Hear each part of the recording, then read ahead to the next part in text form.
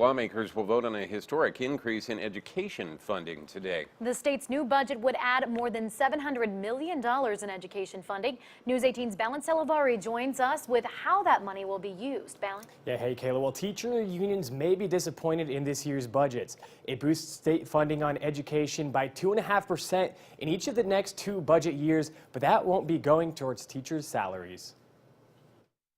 The budget would add more than $700 million to education spending over the next 2 years. State Representative Sheila Klinker says she's happy to see more than $500 million will go to K-12 education. It means a lot to many of us, and we are very pleased that the governor and others moved in that direction. The budget would increase school funding by around 2.5% each year for the next 2 budget years. But the increase still falls short of the 9% increase education advocacy groups estimate is needed to boost the state's average teacher pay to the midpoint of surrounding states. Indiana is one of the lowest states in our region that is receiving dollar amounts that are not comparable with other states surrounding us. And Klinker believes 2.5% isn't enough to get teachers the salary increase they have been asking for. It's a beginning, and we're hoping that it did draw enough attention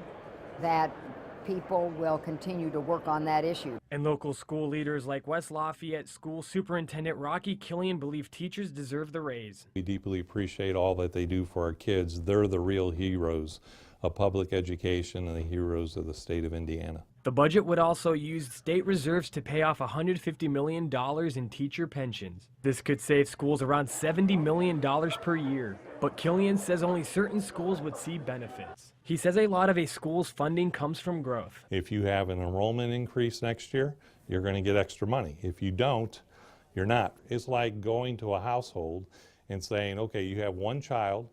If you would like a raise, you need to have 2 children. Well, both the House and Senate are scheduled to vote on the bill this evening, and we'll provide any updates on the budget on air and on our website at WLFI.com. Balin Salavari, News 18.